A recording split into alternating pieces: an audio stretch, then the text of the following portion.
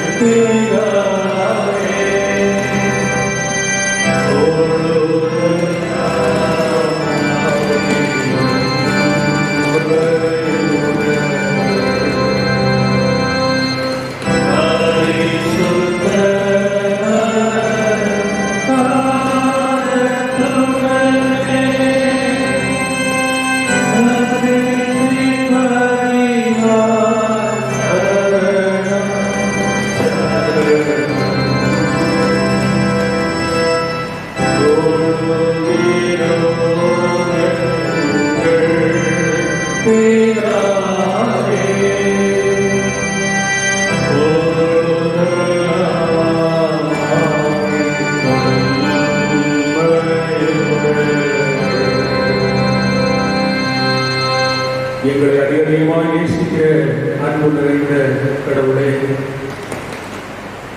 இந்த கர்த்தருடைய நாளுக்காக நன்றி செலுத்துகிறோம். கடந்த வாரம் முழுவதும் எங்களை கண்ணின் மணியை போல காத்து தீமைக்கு விலக்கி எங்களை கிடைத்து உங்கள் பிள்ளைகளுக்கு உரிமையோடு இந்த நாளிலும் வந்து உங்களை ஆராதிக்கும்படியாக திறந்து கொடுத்ததற்காக மக்கள் சோதனை தேவனுக்கு நன்றி செய்வதோடு நாங்கள் இந்த இல்லங்களிலும் பிற இடங்களிலும் அமர்ந்து இந்த ஆராதனைகளை நாங்கள் கலந்து கொண்டதற்கு தங்கள் திருவையை துதிக்கிறோம். ஒருமித்த உள்ளத்தை நடத்தியாக, ஒருமித்த சிந்தையை உள்ளதாக சேவாவியாளர் எங்களை ஒருங்கிணைத்து இந்த ஆராதனை வாயிலாக எங்களுடைய ஆளுக்குரிய உண்மையான வாழ்க்கையும் ஒவ்வொரு கொண்டுள்ள உறவுகளை விடுதலையோடு வாழ்வதற்கு உடைய பாதுகாப்பிற்கு பராமரிப்பு பெற்றுக் கொள்வதற்கு இந்த ஆராதனை எங்களுக்கு ஏதுவாக இருந்து பெறுவர் செய்கிறார்கள். இயேசு கிறிஸ்துவின் மூலமாக ஜெபிக்கிறோம் நல்ல பிதாவே. ஆண்டவருடைய நாமம் உண்டாக உடைய ஆராதனை காரணமாக பாமாலை 19வது பாடல், நூற்றாண்டினர்கள் 30வது பாடல், எவ்வண்ணமாக கற்கிறேன் என்ற பாடலில் முதல் 3 சரணங்களை நாம் பாடுவோம். 19 பாமாலை 30 நூற்றாண்டுகள்.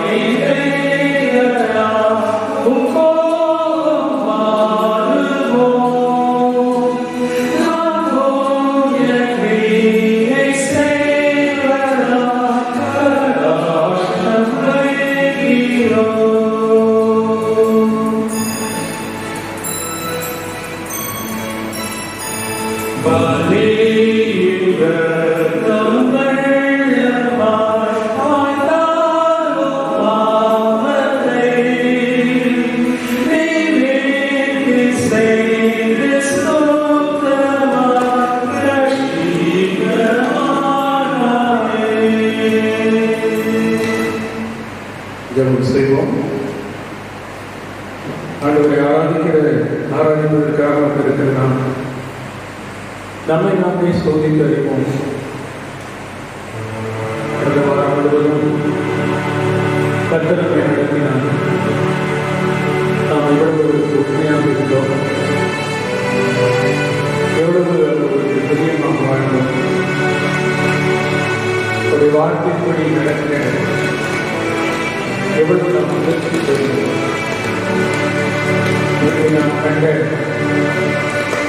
தோல்விகள், மீறுதல்கள் எவ்வளவாய் ஆண்டவர் ஊக்கப்படுகிறது. ஆண்டவர் நமக்கு நன்மை செய்திருக்கு. நான் நன்மைக்கு எதிராக செய்த செயல்களை மட்டுமாய்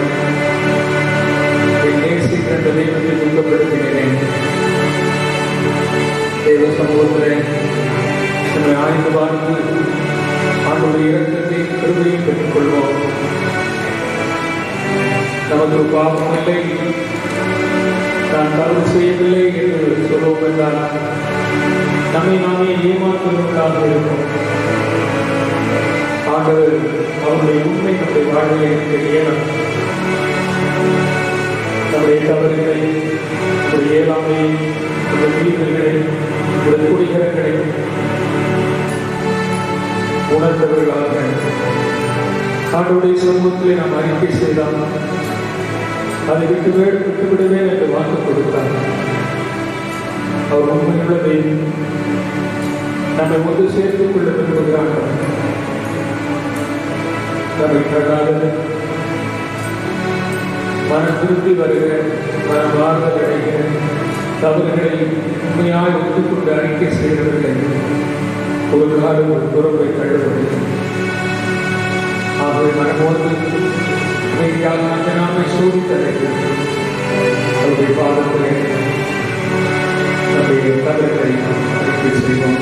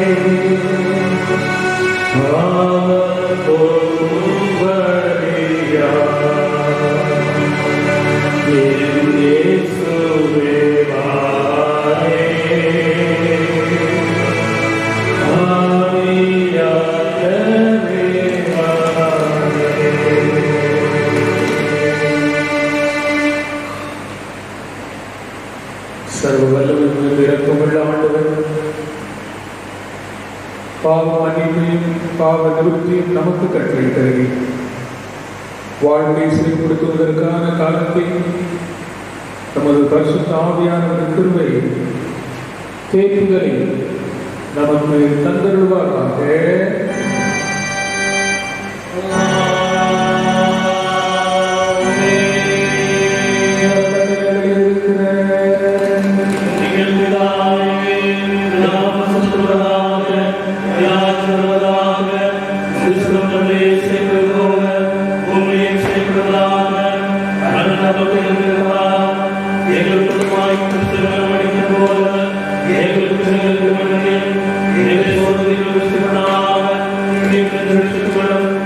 Amen.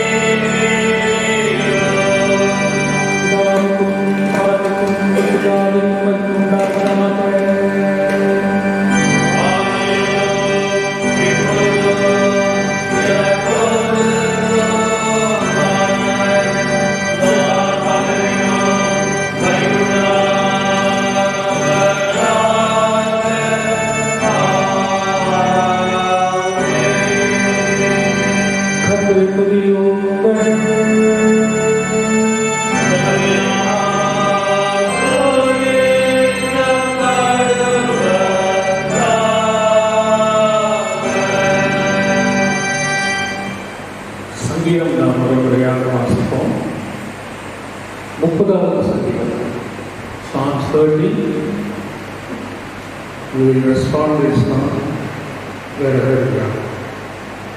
நான் இருக்கிற இடத்துல என்னோடு கூட இந்த சங்கீதத்தை நீங்கள் முறையாக வாசிக்க அன்போடு கேட்டுக்கொள்கிறேன்.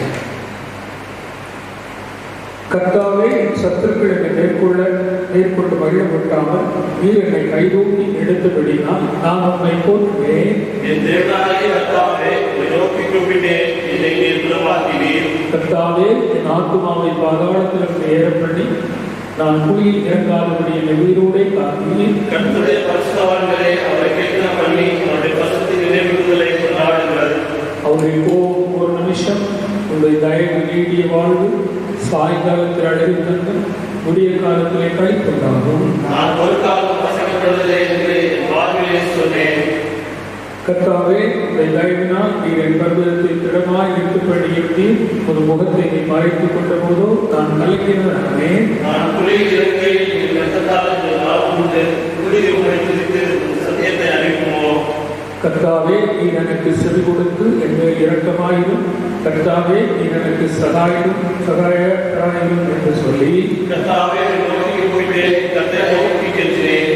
என் புலப்பலை ஆனந்த கழிப்பாக மாறப்படி என் மகிமை அமர்ந்திராமல் உம்மை கீர்த்தனப்படும்படியாக நீ என்னை கடைந்து போட்டு மகிழ்ச்சியை கட்டினால் என்னை கிடைக்கிறேன்.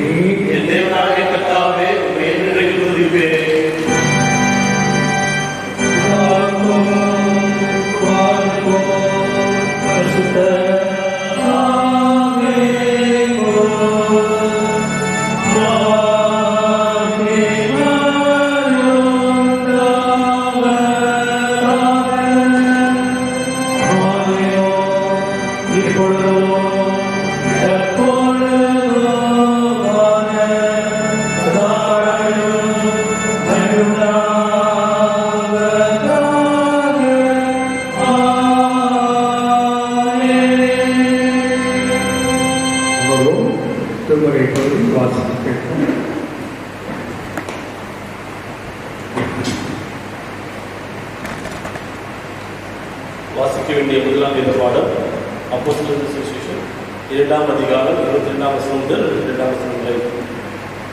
The first reading is taken from Acts chapter 2 verses 22 to 32. அப்போஸ்தலர் 2ஆம் அதிகாரம் 22ஆம் வசனம் முதல். Listen to those fellow Israelites.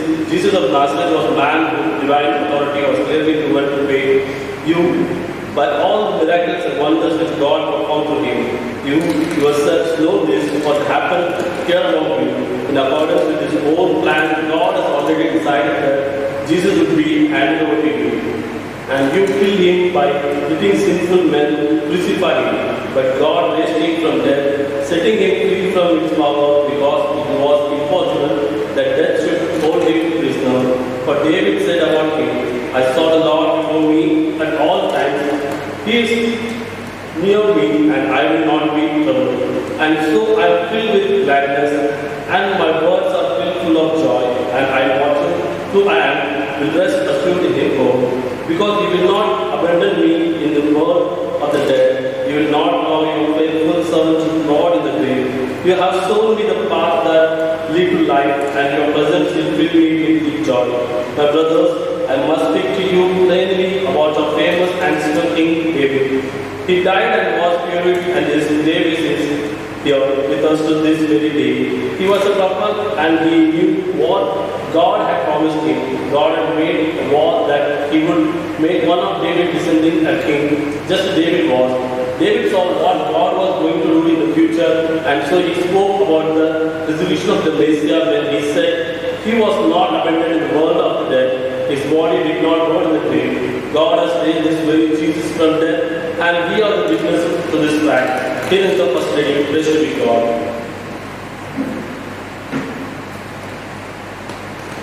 கர்த்தருடைய இருப்பாராக. நாம் வாசிக்கும்படியாக இருந்து கொண்ட சுவிசேஷ வாக்கியம் லூக்கா என்ற சுவிசேஷம் 24ஆம் அதிகாரம் 13ஆம் வசனம் முதல் 35ஆம் வசனம் வரை அடங்கியிருக்கிறது.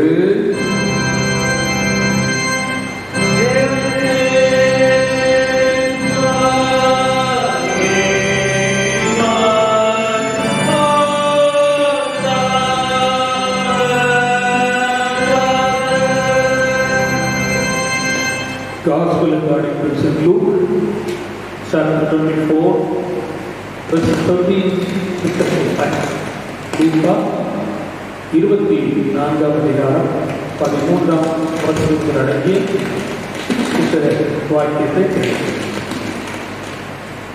அன்றைய தினமே அவர்களில் 2 பேர் எருசலேமுக்கு 7 அல்லது 8 மைல் தூரமான எம்மாவு என்னும் கிராமத்துக்கு போனார்கள். போகையில் இந்த வர்த்தமானங்கள் யாவையும் குறித்து அவர் ஒருவரோடு ஒருவர் பேசிக் கொண்டார்கள். இப்படி அவர் பேசி சம்பாஷித்துக் கொண்டிருக்கையில் இயேசுதாமே சேர்ந்து அவர்களுடைய கூட நடந்து போனார். ஆனாலும் அவரை அறியாதபடி அவருடைய கண்கள் மறைக்கப்பட்டிருந்தது. அப்பொழுது அவர் அவர்களை நோக்கி, நீங்கள் துக்க முகம் உள்ளவர்களாய் நடந்து வழிநடந்து ஒருவருக்கொருவர் சொல்லிக் கொள்ளுங்க காரியங்கள் என்னவென்று கேட்டார். அவரை ஒருவனாகிய இளையப்பா என்பவர் பிரவீனமாக, இந்நாட்களில் எருசலேமில் நடந்தவர்களை அறியாதபடி நீங்கள் அந்நியராக இருக்கிறீரோ என்றார். அவர் எவைகள் என்றார். அதற்கு அவர்கள் நசரேயனாகிய இயேசுவை குறித்தவைகளை அவர் நேருக்கு முன்பாகவும் ஜனங்கள் எல்லாருக்கும் முன்பாகவும் செய்கையிலும் வாக்கிலும் வல்லமை உள்ள தீர்க்கதரிசியாய் இருந்தார். நம்முடைய பிரதான ஆசாரியர்களும் அதிகாரிகளும் அவரை மரண ஆத்மைக்கு உட்படுத்தி சிலுவைக்கு அழைத்தார்கள். அவரே இஸ்ரவேலை மீண்டு ரட்சிப்பவர் என்று நாங்கள் நம்பியிருந்தோம். இவரை சம்பவித்து இந்த 3 நாளாக. ஆனால் நாங்கள் கூட்டத்தை சேர்ந்த சில ஸ்திரீகள் அதிகாலமே நகரிடத்துக்கு போய் அவருடைய சரீரத்தை காணாமல் திரும்பி வந்து அவர் உயிரோடு இருக்கிறார் என்று சொன்ன நேர்தூதரை தரிசித்தோம் என்று சொல்லி அவரை பிரமிக்க பண்ணினார்கள். அப்பொழுது எங்களில் சில தலையிடத்துக்கு போய் ஸ்திரீகள் சொன்னபடியே கண்டார்கள், அவரையோ காணவில்லை என்றார்கள். அப்பொழுது அவர் அவரை நோக்கி, தீர்க்கதரிசிகள் சொன்ன யாவையும் விசுவாசிக்கிறதுக்கு புத்தி இல்லாத மந்த இருதயம் உள்ளவர்களே, கிறிஸ்து விதமாய் பாடுபட்டு தமது மகிமையை பிரவேசிக்க வேண்டியதில்லையோ என்று சொல்லி மோசே முதலிய சகல தீர்க்கதரிசிகளிடம் எழுதிய வேத வாக்கியங்கள் எல்லாவற்றிலும் தம்மை குறித்து சொல்லி இருக்கிறவர்களை அவர்களுக்கு விவரித்து காண்பித்தார். அத்தடுத்து தாங்கள் போகிற கிராமத்துக்கு சமீபமானார்கள். அப்பொழுது அவர் அப்புறம் போகிறது போல் காண்பித்தார். அவர்கள் அவரை நோக்கி, நீர் எங்களுடனே தங்கியிலும் சாயங்காலம் ஆயிடும், பொழுது போயிடு என்று அவரை வருந்தி கேட்டுக்கொண்டார். அப்பொழுது அவர் அவருடனே தங்கும்படி உள்ளே போனார். அவர்களுடைய அவர் தங்கியிருக்கையில் அவர் அப்பத்தை எடுத்து ஆசீர்வதித்து அதை விட்டு அவர்களுக்கு கொடுத்தார். அப்பொழுது அவருடைய கண்கள் திறக்கப்பட்டு அவரை அறிந்தார்கள். உடனே அவர் அவர்களுக்கு மறைத்து போனார். அப்பொழுது அவர் ஒருவரை நோக்கி, வழியை நாம் உடனே பேசி வேத வாக்கியங்களை நமக்கு விளக்கி காட்டின போது நம்முடைய இருதயம் நமக்குள்ளே கொடுத்துவிட்டு எரியவில்லையா என்று சொல்லிக்கொண்டு அந்நேரமே எழுந்திருந்து எருசலேமுக்கு போய் 11 அவரோடு கூடியிருக்கிறார்கள். கர்த்தர் மெய்யாகவே விழித்திருந்து சீமோனுக்கு தரிசனமானார் என்று அவர் சொல்ல கேட்டு வழியில் நடந்தவர்களை அவர் அப்பத்தை பெற்றையில் தாங்கள் அவரை அறிந்து கொண்டதையும் விவரித்து சொன்னார்கள் என்பது.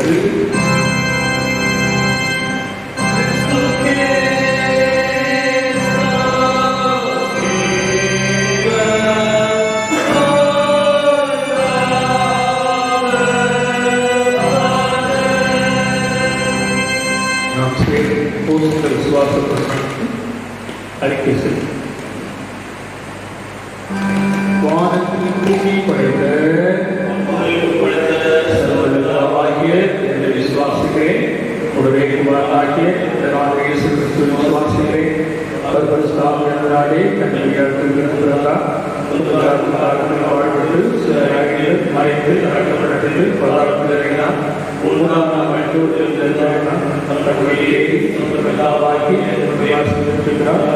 அவருக்கு தொழிலோடு மருத்துவ கொள்வார். விசுவாசிக்கிறேன்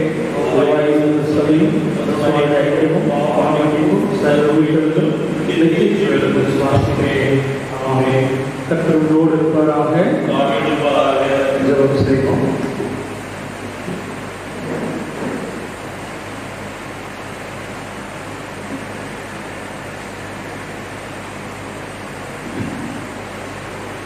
உயிர்த்தெழுந்தோம் இரண்டாம் ஞாயிறு சொல்கிறது.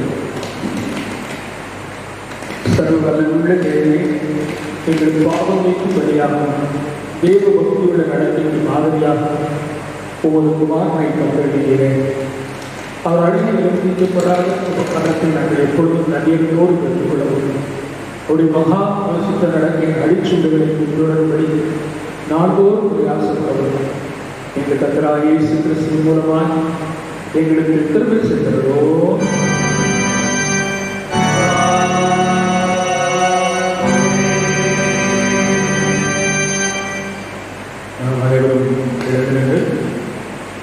நூற்றாண்டில் 488 பாமாலை 326 ரட்சா பெருமானை ஆரம்பிப்பார்கள்.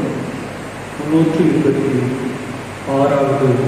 பாமாலை 488 தீர்க்கைகள்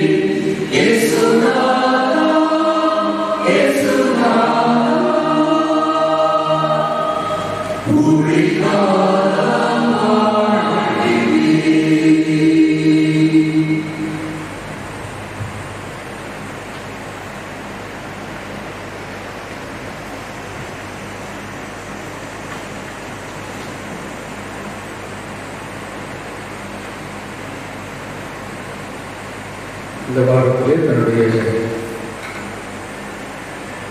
பிறந்த நாள் திருமண நாட்களை நினைப்பவர்களை நாம் வாசிப்பதற்காக ஜெபிப்போம். அவருடைய பிறந்த நாட்களை நினைப்பவர்கள் 26ஆம் தேதி இன்று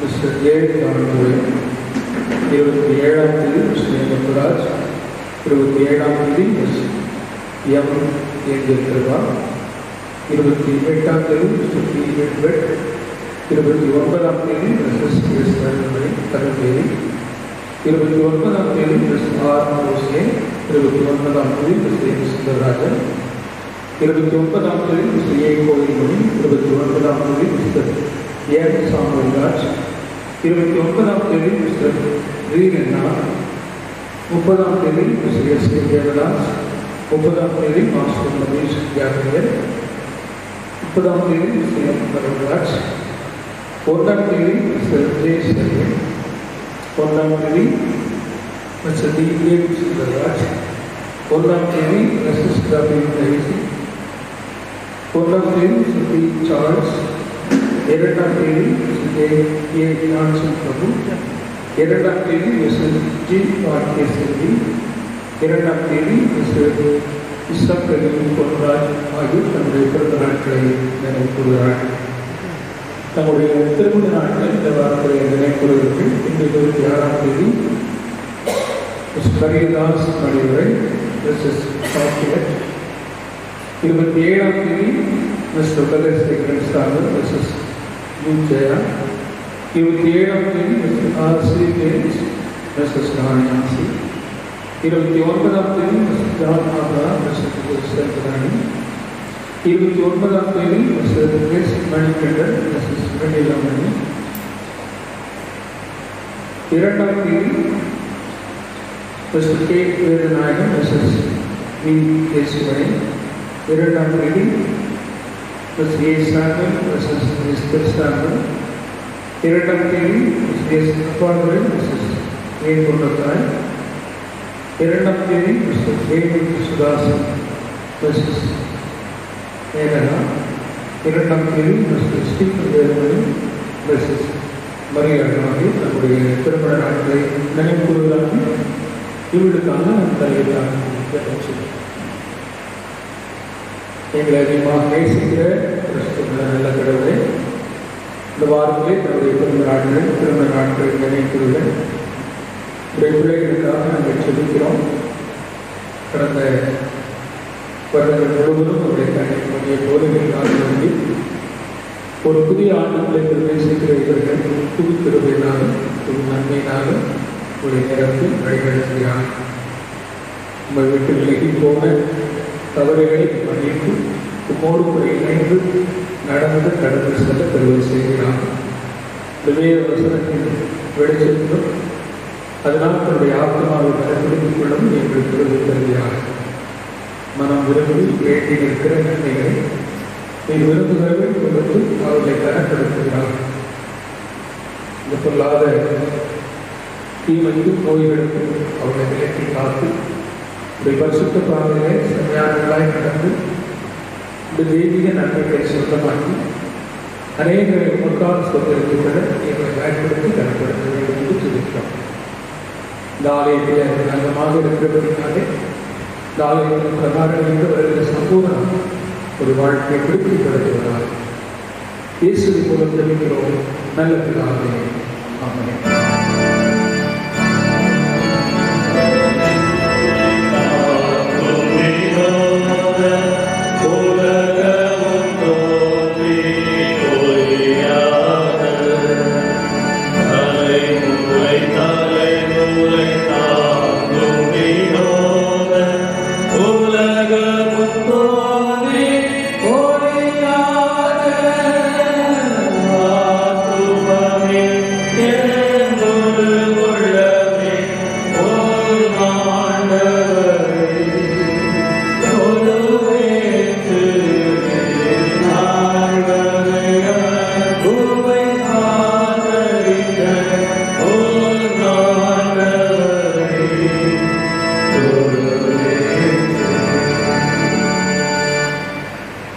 இந்த நாளின் கர்த்தருடைய வார்த்தைக்கு நாம் இடம் செல்லுவதாக கண்களை கூடி நாம் இருந்த இடங்களிலே அதை நோக்கி பார்ப்போம். கர்த்தனோடு கூட பேச ஆவியான ஒரு இடைவெளி உடைய சக்தி வேத எழுத்துக்கள் நம்முடைய இதயத்தில் பதிக்கப்பட இந்த இறுதியில் மேலாக உயர்த்தி ஆண்டவரே என்னோடும் எங்களோடும் உடைய தெய்வீக வார்த்தையினாலே பேசி இடைவெளி நாங்கள் கற்றுக்கொள்ள திருவிழாக உங்களுடைய சேவைகளில் அடைக்கப்பட்டிருந்தால் அதை நீ திறந்தர்கள். நாங்கள் உமோடு கூட நடப்பதற்கு ஏற்ற விதத்தில் இந்த வார்த்தைகள் காலங்களின் தீபமாக பாதைக்கு வெளிச்சமாக இருக்கும். நீர் என்று எங்களோடு பேசு. நாங்கள் எங்கே அமர்ந்திருந்தால் தேவனுடைய வார்த்தைகளை செவி கேட்ட போது உங்களுடைய பிரசனங்களை நிறைத்து வழி நடத்துவதாக உங்களுடைய வல்லமையுள்ள வார்த்தைகளாக எங்கள் வாழ்க்கை ஸ்திரப்படுவதாக நீ ஜீவனுள்ள தேவனாகிய உங்களுடைய வார்த்தைகளில் ஜீவன் உள்ளது. ஆகவே எங்களில் இருக்கிற சோர்வுகள், எங்களில் இருக்கிற பயங்கள், எங்களில் இருக்கிற பதட்டங்கள் உடைய வார்த்தைகளாக பரிபூர்ணமாக விடுதலையை தந்து எங்களை நடுப்படுத்த வேண்டும் என்று சொல்லி இயேசுவின் மூலம் தெரிகிறோம். நல்ல பிதாவே, ஆமென். கிறிஸ்துவின் உயிர்த்தெழுதலுக்கு நாம் சாட்சிகள். Witness to Christ's resurrection. ஆண்டவராகிய இயேசு கிறிஸ்து உயிரோடு எழுந்தியதற்கு நாம் சாட்சிகள் என்ற தலைப்பில் நாம் வாசிக்க அப்போஸ்தலர்கள் சரி, லூக்கா 24 அதிகாரம் 3-35 வரை வாசித்த வசனங்களாலும் சரி, இயேசு உயிரோடு எழுந்தார் என்பதற்குரிய சாட்சி அனைத்து ஆதாரங்களும் அங்கே காணப்பட்டது. Luke Gospel chapter 24 and also Acts chapter 2. This shows that Jesus Christ has risen, and the disciple of Jesus Christ was the witness to see and announce it. அவர்கள் சொல்லுகிற வார்த்தைகள் அவர்கள் எப்படி சாட்சியாக உருவானார்கள் என்பதை இந்த பகுதி நமக்கு சுட்டி காண்பிக்கிறது. அவர்கள் எம்மாவு ஊருக்கு செல்லுகிற 2 விசுவாசிகள், 2 சீஷர்கள், ஆண்டவரை இரட்சகராக ஏற்றுக்கொண்டவர், அவரோடு கூட வாழ்ந்தவர்கள். இயேசு எப்படி அவர்களை தன்னிடத்தில் வெளிப்படுத்தினார் என்பதை 24வது நேரம் மிக தெளிவாக நமக்கு வெளிப்படுத்துகிறது. அவர்கள் எருசலேமுக்கு செல்கிற அந்த பாதையில் எம்மாவுக்கு போகிறார்கள். அது கிட்டத்தட்ட 7 மைல் தொலைவில் இருக்கிறது என்று வேதம் சொல்கிறது. இவர் நடக்கும் போதே அந்த உயிர்த்தெழுந்த இயேசுவோடு கூட சேர்த்துக் கொள்கிறார், அவரோடு கூட பேசுகிறார், வேத வாக்கியங்களை நான் விளக்கி காண்பிக்கிறார். அவர்கள் அப்படியே கடந்து போகிற போது காணும்போது எங்களோடு வார், எங்களோடு தங்கியிருக்கின்றவரை கேட்கிறார்கள். இயேசு அங்கே தங்கியிருக்கிறார். அங்கே அப்பம் விற்கப்படுகிறது. அப்பொழுது அவருடைய கண்கள் திறக்கப்படுகிறது. ஒரு புதிய அனுபவத்தை பெறுகிறார்கள். இயேசுதான் என்று அறிந்தவுடனே அவர் அவர்களுக்கு மறைந்து போகிறார். இயேசுவை சந்தித்து விட்டோம் என்ற மனதிலே ஒரு சந்தோஷம், மகிழ்ச்சி அதற்கு பிரகடனத்தில் காணப்பட்டது. நாமும் இந்த நாளிலே இந்த போதகராகிய இயேசுவை சந்திப்பது நம்முடைய உயிரின் நோக்கமாக இருக்க வேண்டும். அவரை அதிகமாக அறிய நாம் முற்பட வேண்டும். We must earn to know the resurrected Jesus Christ. நம்முடைய தனிப்பட்ட வாழ்க்கையில் அறிந்து கொள்வதோடு அவருடைய வல்லமையை நமது வாழ்க்கையில் பெற்றுக்கொள்ள வேண்டும். Not only know about him, but also we must experience the power of the resurrected Jesus Christ. இப்பொழுது அவருடைய சிலுவையின் அனுபவம், உயிர்த்தெழுதலின் வல்லமை இவர்களை இருக்கிட நாமும் அவர்களைப் போல அவரை சந்திப்போம். We also to meet the resurrected Jesus in the way of life. அப்படியானால் எப்படி இந்த இயேசுவை நாம் சந்திப்பது? எப்பொழுது அவரை நாம் சந்திக்க முடியும்? எப்படிப்பட்ட நேரங்களில் நாம் சந்திக்க முடியும்? When we can meet the Master. அதற்கான நேரங்கள் what was the time to meet him? எப்படிப்பட்ட நேரங்களில் நாம் அவரை சந்திக்க முடியும்? ஒரு 4 காரியங்களை நான் இந்த பகுதியில் சுட்டிக்காட்ட விரும்புகிறேன். There are 4 things I want to exegesis from this same passage. We can meet the Master when we are fearful. பயத்தோடு நடுக்கத்தோடு இருக்கும்போது நாம் இயேசுவை சந்திக்க முடியும்.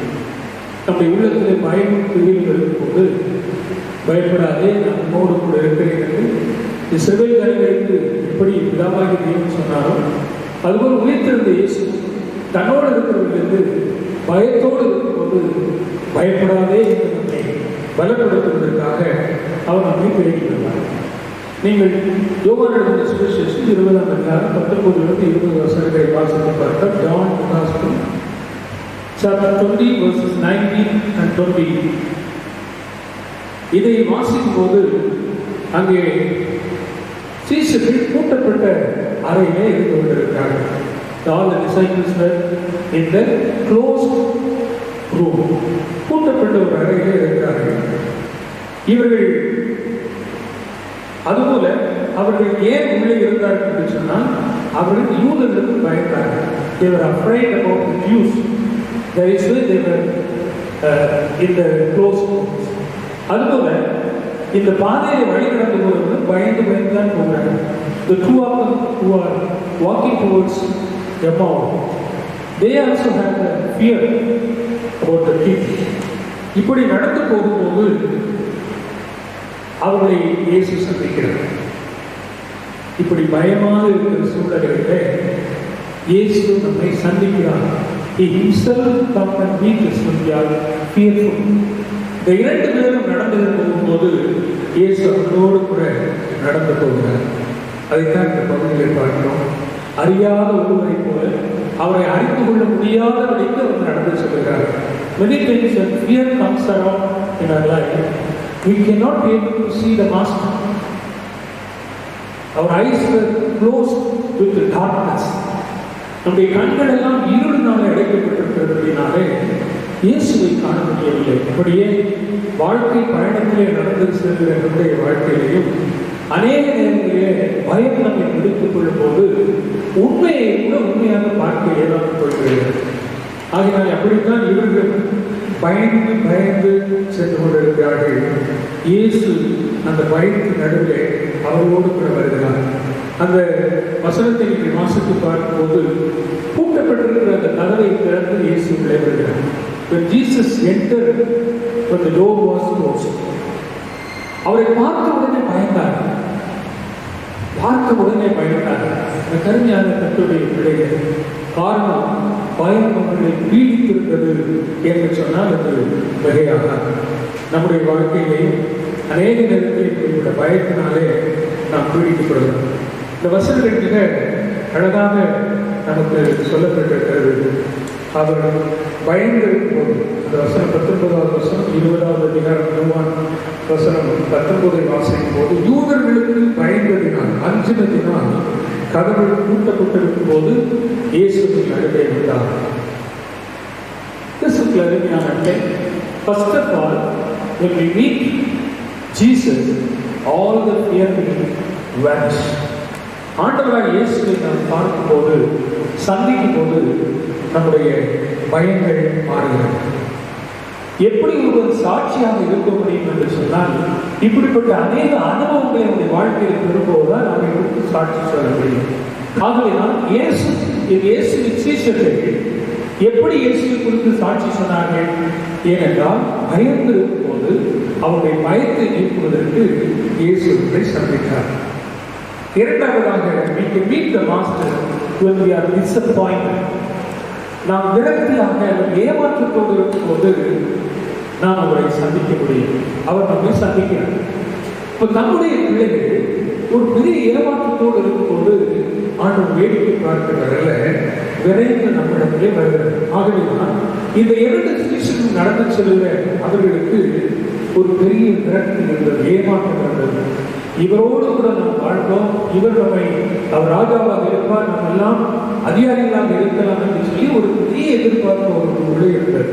நாமளும் அநேக நேரத்தில் ஆண்டவருடைய பிள்ளைகளாக இருந்தால் அநேக காரியங்களை சொந்தரித்துக் கொள்ளலாம் என்ற மிகச்சிய விசுவாசத்தை கொண்டவர்களாக உண்மைக்கு மாறாக உணர்ச்சி வசப்பட்டு அநேக நேரத்தில் நாம் இப்படி அனுபவத்தை பெற்றுக் கொள்கிறோம். We too many times claim the experience that we are with Jesus, so this all I can accomplish.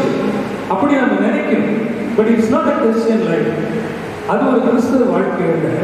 God must give whatever He wants to give us. தேவன் நமக்கு என்ன கொடுக்க விரும்புகிறாரோ அதைத்தான் நாம் பெற்றுக்கொள்ள வேண்டும்.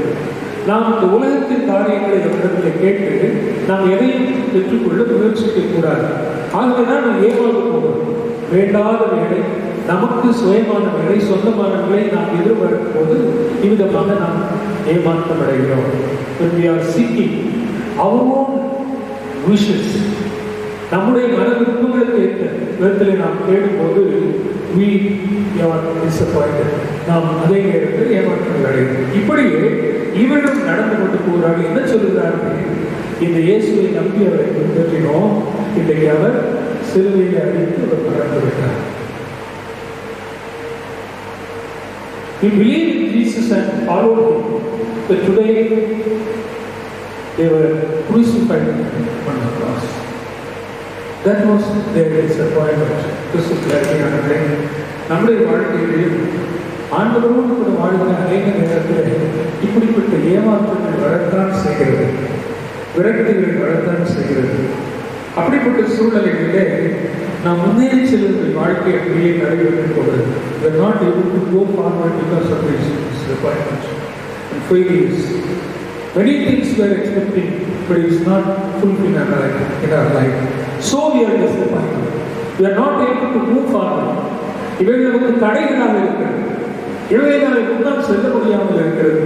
ஆனால் எனக்கு அருமையான கர்த்தருடைய பிள்ளைகள், நம்மை விசுவாசத்திலும் முன்னேறி செல்வதற்கும் உயிர்த்தெழுந்த இயேசு நம்மோடு கூட இணைத்துக் கொள்கிறார்.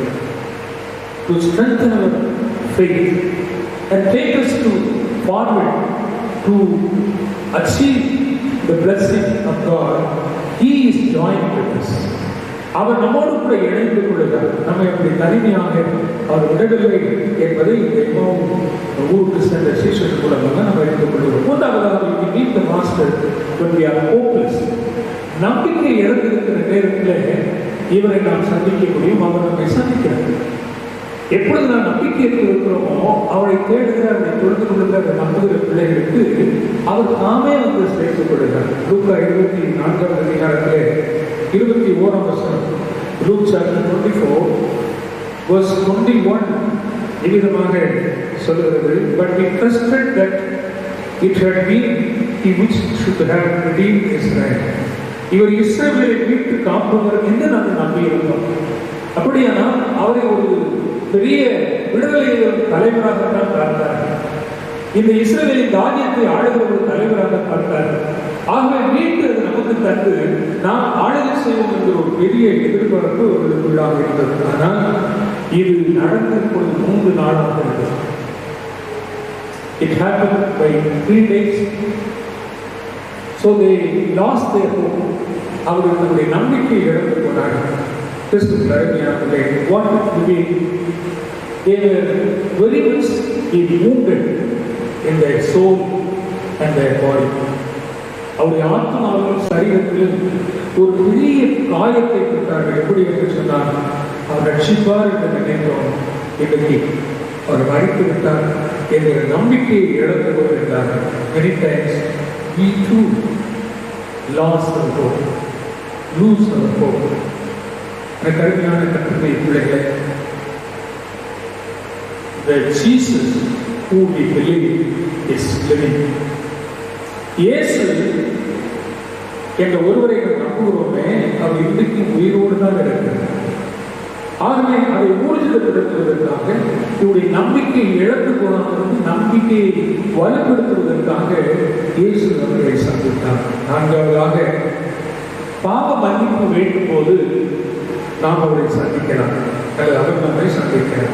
We can meet master when we need forgiveness. கிறிஸ்துவின் அருமையானவர்களே, நாம் எத்தனையோ பேருக்கு எதிராக தீர்ப்பு கிடைத்திருக்கிறோம். அவர்களுக்கு போய் நாம் மன்னிப்பு கேட்கும் போது அவர்கள் அநேக நேரத்தில் நம்மை அழைத்து விடுவார்கள். ஆனால் ஆண்டவராக இயேசு நம்முடைய பாவங்களை மன்னிக்கிறது. எந்த சமயத்திலும் அவரிடத்தில் போய் மட்டுமே நான் தவறுக்காக மனம் வருகிறேன் என்று அவரிடத்தை சொல்லும்போது நம்முடைய பாவங்களை மன்னிக்கிறார். கிறிஸ்துவின் அருமையானவர்களே, all the 4 Gospels reveal that Jesus, the Son of God, forgives. 4 சுவிசேஷங்களும் நமக்கு சொல்வது என்ன என்று சொன்னால், இயேசு பிதாவாகிய தேவனுடைய குமாரனாகிய இயேசு நம்மை மன்னிக்கிறார். இந்த 2 சிஷ்யர்கள் நடந்து போய் கொண்டிருக்கும் போதே அவர்கள் சொல்லுகிறார்கள், சீமோனுக்கு இயேசு தரிசனமானார் என்று நாங்கள் அறிந்திருந்தோம் என்று சொல்லுகிறார்கள். அவர்கள் இயேசுவை சந்தித்தார்கள் என்று சொல்லுகிறார்கள். அப்படியானால் they knew about Jesus, who already listened to the Simon preacher. He had seen him. What is that? That was the message they already received in their life. So they also having the same hope that definitely one day we can meet Jesus and we can get the forgiveness. அவரை நாம் சந்திப்போம், இந்த பாவ மன்னிப்பு பெற்றுக்கொள்வோம் என்று சொல்லி அவருடைய உள்ளங்களிலே அதிகமாக உணர்த்தப்பட்டார்கள். ஆனால் எனக்கு அருமையான பிள்ளைகளை, சீமோனுக்கு ஆண்டவர் ஏன் தரிசனமானார்? It's a very important incident in the life of Simon Peter, that when the resurrected Jesus met him, listened to him, because he was the one to have the forgiveness is most importantly. அவர்தான் அதிகமாக இந்த பாவ மன்னிப்பு பெற முக்கிய காரணமாக இருக்கிறார் என்று சொன்னால் முறையாக. ஆகவேதான் ஆண்டவரை அழைத்து தாமாக அவரிடத்தில் சென்று அந்த பாவ மன்னிப்பை அவர் வழங்குகிறார். காரணம், 3 times he denied Jesus. 3 times he denied. So Jesus voluntarily gone to him and listened to him. அவரை காணும்படியாக தன்னை வெளிப்படுத்தினார். இதன் நிமித்தமாக ஆண்டவரான இயேசுவோடு கூட அவர் மனப்பொருந்தினார். Voluntarily Jesus giving the forgiveness. This is very behind. But do we receive the forgiveness from Jesus? நாம் இயேசுவிடத்தில் இந்த பாவ மன்னிப்பை பெற்றுக் கொள்கிறோமா? அப்படிப்பட்ட உணர்வு நம்மிடத்தில் இருக்கிறதா? இயேசு நம்மிடத்தில் வருகிறவர்களை புறப்பேற்றவர்கள் whoever come to Jesus will never hate them but receive them. However they are living, He wants to deliver them from all the bondages. So He is forgiveness. This is very important.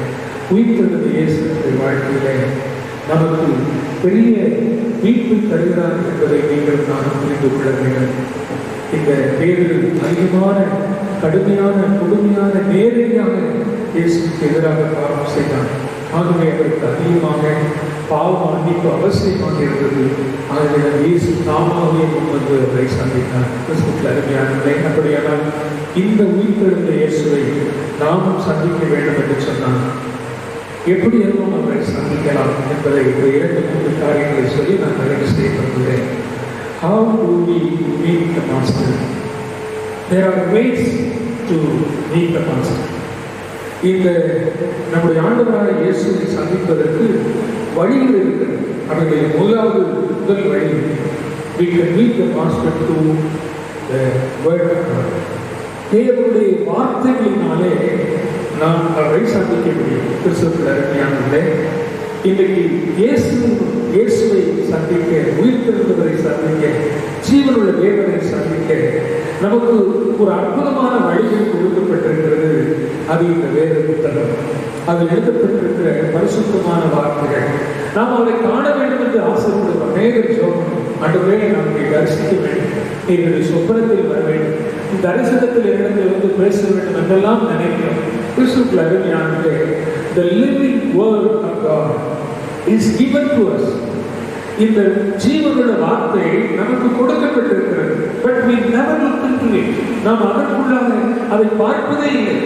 There we can see and listen the living Jesus. இயேசு ஜீவிக்கிற இயேசுவை இந்த வேத வசனத்தினாலே நாம் காண முடியும் என்பதை இந்த வேத வசனம் நமக்கு சுட்டி காண்பிக்கிறது.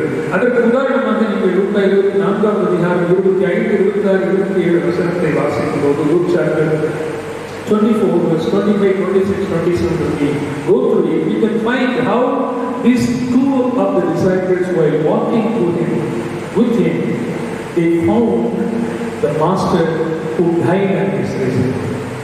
அவருடைய தலைவரை, அவருடைய தெய்வத்தை, அவருடைய இரட்சகரை அவர்கள் வழியை நடந்து போகும்போதே அவரை தரிசித்தார்கள், அவரை கண்டுகொண்டார்கள். இந்த வசனங்களை நன்றாக வாசித்து பாருங்கள். பழைய ஏற்பாட்டு வேத வாக்கியங்களை எல்லாம் அவர் விளக்கி காண்பிக்கிறார். கிறிஸ்துவுக்கு அருமையான அந்த வேதத்தை நாம் வாசிக்கும் போது இயேசு இந்த வேத வாக்கியங்களை சொல்லிதான் அவர்களுக்கு இந்த விளக்கத்தை கொடுத்தார். அப்படியானா இந்த வேத வாக்கியம் நமக்கு கொடுக்கப்பட்டிருக்கிறது. When we read these scriptures, God will reveal the truth. தேவன் அந்த உண்மைகளை நமக்கு வெளிப்படுத்துவார். எது உண்மையானதோ நித்தியமானதோ நமக்கு வெளிப்படுத்துவார்.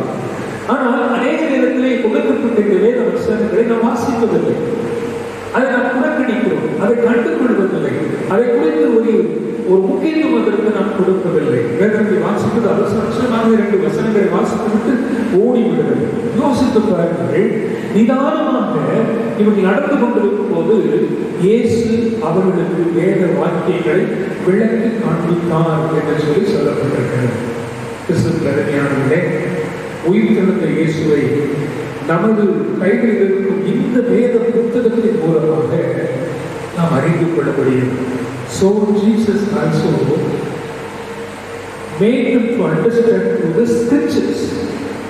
எழுதப்பட்ட வேத வாக்கியங்கள் பழைய ஏற்பாட்டிலே கடவுளுடைய ஈடுபாடு எப்படி இருந்தது இதையெல்லாம் சுட்டி காட்டி அவர்களுக்கு சொல்லும்போது அவருடைய இருதயம் திறந்தது. அவர்கள் அதை அறிந்து கொண்டார்கள். ஆகவே வேத வசனங்களை வாசிப்பதன் மூலமாக அதை சொந்தமாக்குவதன் மூலமாக இவரை நாம் சந்திக்க முடியும். இரண்டாவதாக நீங்கள் read the gospel through divine revelation. தேவனுடைய திவ்ய வெளிப்பாட்டை அவருக்கு நம்மிடத்திலிருந்து நாம் கற்றுக்கொள்ளலாம். திவ்ய வெளிப்பாட்டின் மூலமாக அவரை அறிந்து கொள்ளலாம். வழிநடந்த இந்த 2 சீஷர்களும் அங்கே அவரோடு கூட பேசிக்கொண்டு வரும்போது அவர்கள் தேவனுடைய குமாரன் என்பதை அவர்களுக்கு வெளிப்படுத்தினர். எப்பொழுதெல்லாம் நாம் அவரை சந்திக்கிறோமோ அப்பொழுது அவர் கடவுளுடைய குமாரன் என்பதை நாம் அறிந்து கொள்ள முடியும். அவருடைய உள்ளம் சம்பாதித்துக் கொண்டே இருக்கும்போது அவர் யாருக்கு அறிந்து உள்ள காரணம் என்ன என்று சொன்னால் அவருடைய கண்கள் திறந்தன என்று வேதம் சொன்னது. 32ஆம் வசனத்தை நீங்கள் வாசித்து பார்க்க என்று சொன்னால் அங்கே உங்களுடைய கண்கள் திறந்தன என்று சொல்லப்படுகிறது. அவர் ஐஸ் ஓப்பன், நம்முடைய கண்கள் திறக்கப்படும், நம்முடைய கண்கள் திறக்கப்படும். கிறிஸ்துவுக்கு அருமையானவர்களே, ஆகவேதான் முதலாவதே நாம் வேதத்தை வாசிக்கும் போது உடைய வேதத்தின் அதிசயங்களை பார்க்கும்படி என் கண்களை திறந்தருளும் என்று நாம் சிந்திக்கிறோம். கிறிஸ்துவுக்கு அருமையானவர்களே, மறைக்கப்பட்டிருக்கிற அல்லது மூடப்பட்டிருக்கிற அல்லது ஒளி இல்லாத கண்களிலே அந்த ஒளியை கொடுத்து கண்களை திறக்க அவர் உதவி செய்வார். கிறிஸ்துவுக்கு அருமையான இந்த அருமையான நாளிலே நீங்களும் நானும் அவர் மீது அப்படிப்பட்ட ஒரு உண்மையான வாஞ்சையோடு அவரோடு நடக்கும்போது அவர் நம்முடைய கண்களை திறக்கிறார்.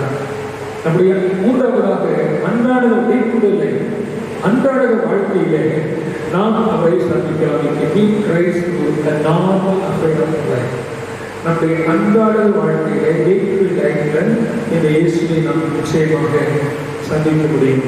பாருங்கள், இஸ்ரவேல் ஜனங்களுக்கு, குறிப்பாக இந்து ஜனங்களுக்கு இந்த அப்பமிடுதல் என்பது எல்லா காலத்தும் நடைபெற்ற ஒரு நிகழ்வு. ஆகவேதான் இயேசு தம்மை அவர் தன்னுடைய வேறு பாதை வழியாக செல்வது போல காட்டிய உடனே அவர்கள் நீ எங்களோடு கூட இங்கு தங்க வேண்டும் என்று சொல்லி அவர்கள் அவரிடத்திலே வேண்டினார்கள். Jesus was going to other way. They were calling him and asking that you stay with us today. கிறிஸ்துவுக்கு அருமையானவர்களே, do we have place for Jesus in our life? இயேசு நம்மோடு கூட இருப்பதற்கு நம்மிடத்தில் இடம் உண்டா? But these 2 disciples were have the place for him where they were going to stay. அவர்கள் தங்குகிற இடத்திலே இயேசுக்கு இடம் இருக்கிறது வாரும் என்று அவர்களை கேட்டுக்கொண்டார்கள். கிறிஸ்துவுக்கு அருமையானவர்களே, அநேக நேரத்தில் இயேசுவே எங்கள் இடத்தில் வாரும் என்று கேட்கிறோம், ஆனால் அவரை வெளியே நிறுத்தி விடுகிறோம். Many times we are inviting Jesus in our life, but what we are experiencing to keep him away out of the door, and we are living within, and we are expecting the miracles to happen. How is it possible? எப்படி அது நடக்கும்? யோசிப்பார்கள். என்னை கேட்டுக்கொண்டிருக்கிற அருமையான கருத்துடைய பிள்ளைகளை, இந்த நாட்களிலே நாம் சந்திக்கிற இந்த கொடூரமான செய்திகள், நம்மை சுற்றி இருக்கிற பேய் உலக நாடுகளெல்லாம் பதறிக் கொண்டிருக்கிறது. ஒவ்வொரு நாளும் மரணத்தின் அகோரங்கள் ஆங்காங்கே ஒலித்துக் கொண்டிருக்கிறது. புதிய புதிய நபர்கள் பாதிக்கப்படுகிறார்கள். செய்திகளெல்லாம் நம்மை பதற வைக்கிறது. நாம் வீட்டுக்குள்ளே முடங்கியிருந்து மனம் உடைந்து கொண்டிருக்கிறோம். இன்று நம்முடைய இல்லத்தில் இயேசுவை அழைப்போம். Lord Jesus, come into my home, coming into my life. இயேசுவை நீ இல்லத்திலே வாரும், நம்முடைய இல்லத்திற்கு வாரும் என்று அழைப்போம். இவர்கள் இயேசுவை எங்களோடு வாரம் தங்கியிருந்து என்று சொல்லி அழைக்கிறார். It is both of them invited him to stay with them. So what happened? He was breaking the bread.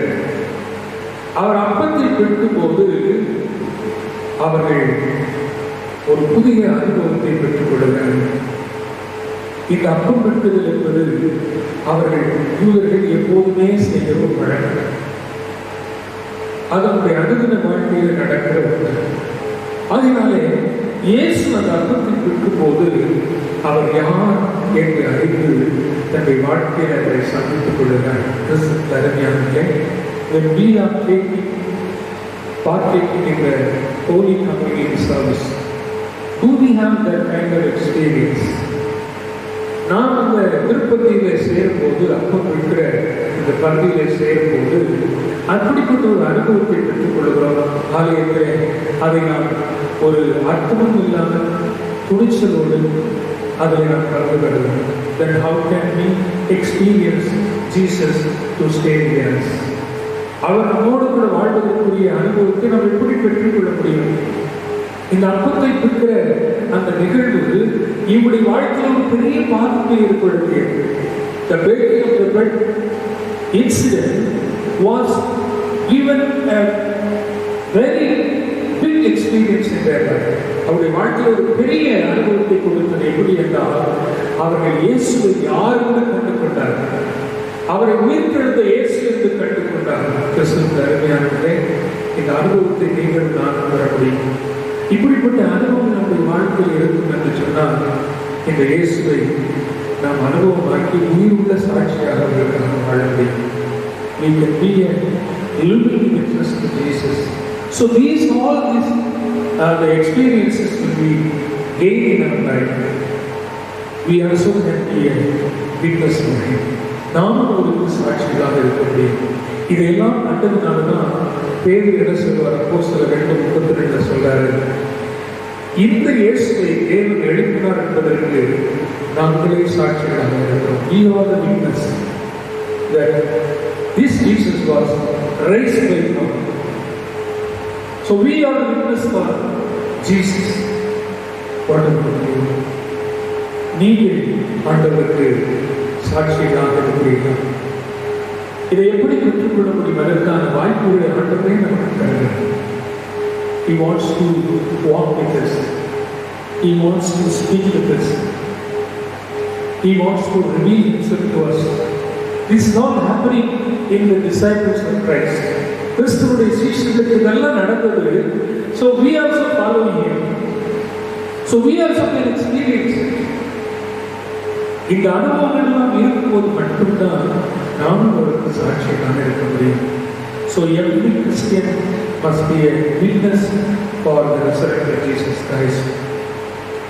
We must live with Christ. கிறிஸ்துவோடு கூட நாம் வாழ வேண்டும். அது இந்த உலகத்துக்கு தெரிய வேண்டும். The world must see, witness that Jesus is the way. He is the way. கிறிஸ்துவுக்கு அருமையானவர்களே, தர்மையான நாளிலே நீங்களும் நானும் சாட்சிகளாக இருக்க அழைக்கப்படுகிறோம். அவர் நம்மோடு கூட இருக்கும்போது நாம் உரிமையோடு அதிகாரத்தோடு அவரிடத்தில் அவருடைய நாமத்தினால் ஜெபிக்க முடியும். அவருடைய வல்லமையை பெற்றவர்களாக இந்த கொடிய தொற்று கர்த்தர் முற்றிலும் அகற்றுவதற்காக உரிமையோடு இடத்திலே ஜெபிக்க முடியும். நம் அருகாமையிலே பாதிக்கப்பட்டவர்களுக்காக கண்ணீரோடு நாம் ஜெபிக்க முடியும். தேசங்கள் முழுவதும் சீரழிந்து கொண்டிருக்கிற காலங்களிலே நம்முடைய அழைப்பை கூட்டிக் கொண்டு தைரியமாக விசுவாசத்தோடு அவர்களை ஜபத்திலே காத்திருந்து இந்த உரிமையை பெற்றுக் கொள்ள முடியும். அழிந்து போகிற யாரும் அநியாயம் செய்தவர்கள் அல்ல. இந்த தொற்று நல்லவர் கெட்டவர் என்று சொல்லி யாருக்கும் வருவதில்லை. தெய்வத்தினுடைய நேரம் இல்லாமல் எதுவும் நடப்பதில்லை. ஆனாலும் அவர் இறக்கம் அடைகிறது. அவர் மனதிற்கும் உள்ளவர். அவர் மனுஷனுடைய அழிவு விரும்புவதில்லை. உலகமே காலங்களிலே உண்மையை அறிந்து கொள்ளும், சத்தியத்தை தெரிந்து கொள்ளும், ஜீவனுடைய தெய்வத்தை ஏற்றுக்கொள்ள மனமற்றவர்களாக சுயமாக சொந்தமாக தனது வாழ்வில் தன்னுடைய இஷ்டப்படியே வழி நடப்பது நிமித்தமாக எத்தனையோ எச்சரிக்கை சத்தம் கேட்ட பிறகு அதற்கு செவி கொடுக்காமல் இருந்தபடினாலே உலகமே இங்கு கதறிக்கொண்டிருக்கிறது, பதறிக்கொண்டிருக்கிறது. அறிந்திருக்கிற நீங்களும் நான் தேவனுடைய சமூகத்திலே விழுந்து கிடந்து மன்றாடாவிட்டால் யார் இந்த தேசங்களை காப்பாற்ற முடியும்? யார் அழிந்த ஒரு ஆத்மாக்களை மீட்டெடுக்க பிரயாசப்பட முடியும்? அவரோடு நெருக்கமாயிருக்கிற, அவரோடு வழி கிடக்கிற, அவரிடத்திலே எல்லாவற்றையும் பெற்றுக் கொள்ளுகிற நீங்களும் நான் உங்களை மேலே நம்பித்தான் கற்ற காலங்களிலே நம்மை தெரிந்தெடுத்திருக்கிறார். ஆகினாலே என்னை கேட்டுக்கொண்டிருக்கிற திருச்சபையை, என்னை கேட்டுக்கொண்டிருக்கிற ஒவ்வொரு விசுவாசியையும் God has chosen you not just to live for yourself, but for the nation. You have to pray and you have to stay back in His presence and you have to claim the power of Jesus Christ to heal the nations. For that purpose only Jesus died on the cross and He has risen and come and meet you. Just because of you, Jesus comes today.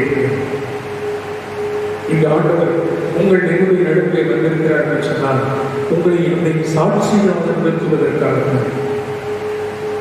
What is witness? We must perform the miracles of Jesus Christ. இயேசுவுடைய அதிசயங்களை அற்புதங்களை நம்முடைய வாழ்க்கையில் வெளிப்படுத்த வேண்டும். எப்படி வெளிப்படுத்துவது? After performing, we must believe in His name. We must live with Him. அவரை நம்ப வேண்டும், அவரோடு கூட வாழ வேண்டும், அவரிடத்தில் மன்றாட வேண்டும். We must pray to Him for the deliverance. ரட்சிப்புக்காக, மீட்புக்காக, குணப்படுதலுக்காக, இந்த பேர் அடைந்து கொள்ள வேண்டிய விடுதலைக்காக அவரை சந்தித்து நாம் சந்தித்துக் கொண்டிருக்கிற நாம் நம்மை சந்திக்க அவரிடத்தில் உரிமையோடு நாம் கேட்க வேண்டும்.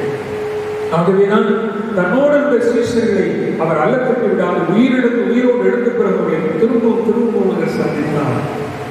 திரும்பவுமாக சந்தித்தார். Again and again. The Jesus who was the risen, He met them.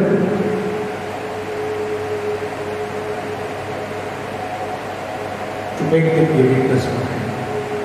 அவர்களை சாட்சியாக இருந்தது கர்த்தரை அடிக்கடி சந்தித்தார். You also can meet Him. We also can meet Him. We must go through the scriptures. We must go through the scriptures. We must not think in the breaking of the bread to reveal the truth of Him. We must have spent more time with Him. Even though you may be working somewhere else, but still you can keep your mind with Him. You can concentrate on His name. God will use you. You will be a useful vessel for Him. He will be always holding in His own hand. You have no need to worry about it, because your concentration on Jesus. அக்கடிமையான கருத்துடைய இடையே இந்த காலங்களில் ஆண்டவருடைய பாதத்தில் உயிர்த்திருந்த இயேசுவின் மகத்துவத்தை உள்வாங்கி அவருடைய உன்னதமான தரிசனத்தை என்னுடைய வாழ்க்கையில் சொந்தமாக்கி அவரோடு வைத்திருக்கிற இந்த அற்புதமான உறவினாலே இந்த உலகத்திற்கு மீட்பை கொடுக்கும் ஒரு சாட்சிகளாக இயேசுவினாலேயே இது நடக்கும் என்ற அந்த உயரிய உண்மையை இந்த உலகத்தினுடைய வாழ்க்கையின் மூலமாக காண்பிக்கிறார்.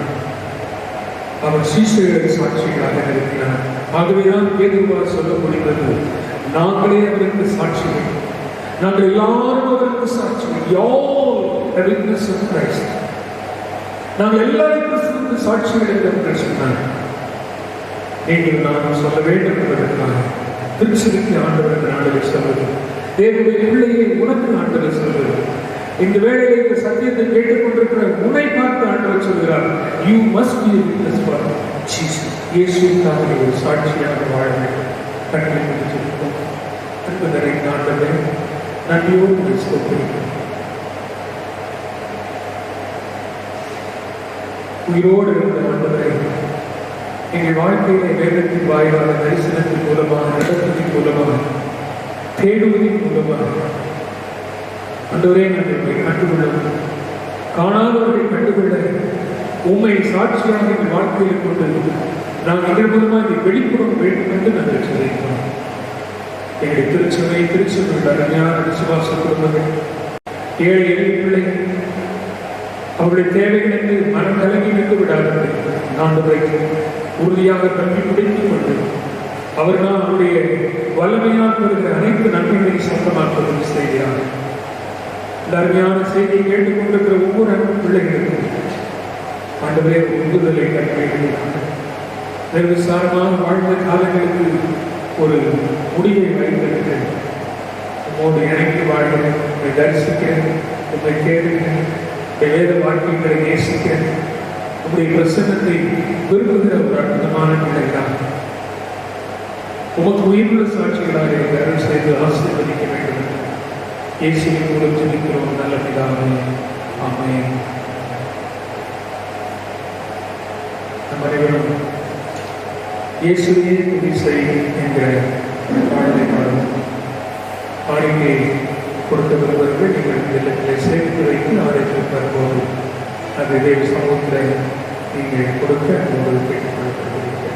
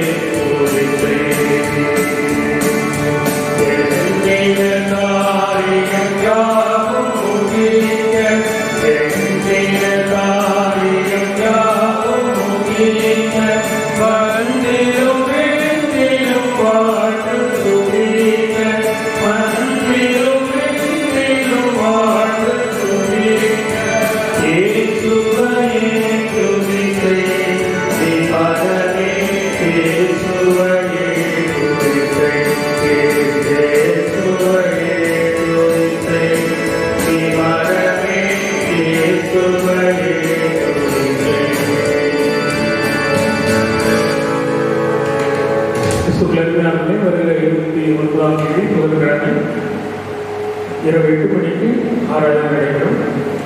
1ஆம் தேதி வெள்ளிக்கிழமை இரவு 8 மணிக்கு ஆத்துமத்த ஆராதனை நடைபெறும். உங்கள் இல்லங்களை அமர்ந்து எங்களோடு இணைந்து கொள்ள உங்களை விருந்தப்படுத்தும்போது நான் கேட்டுக்கொள்கிறேன்.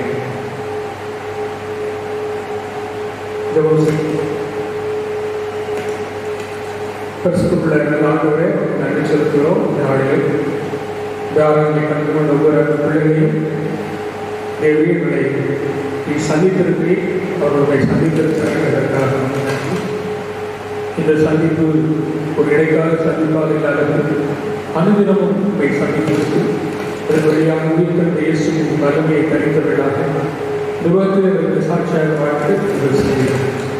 விரைவாக இந்த தேசத்தில் ஒரு பெரிய விடுதலையை கண்டு எல்லோரும் ஒரு கிட்ட உள்ளதோடு தேவனுடைய ஆலயத்திலிருந்து ஆரம்பித்தான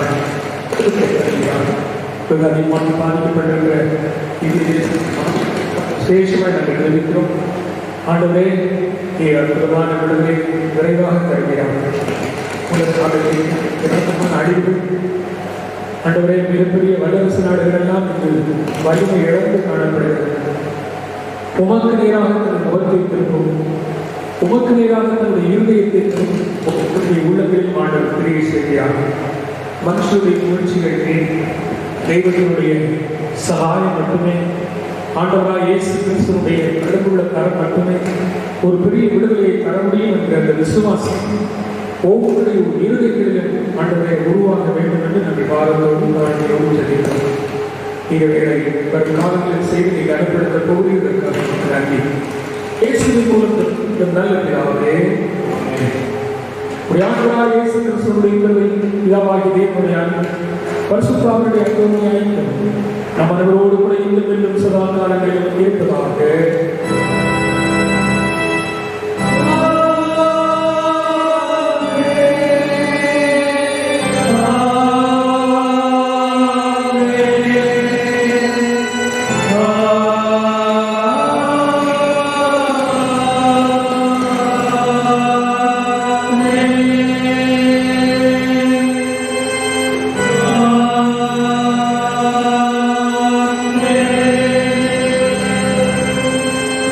மங்கள கவிகளிலே கர்த்தர் தந்தையிற்காக மங்கள கவியை பாடுவோம்.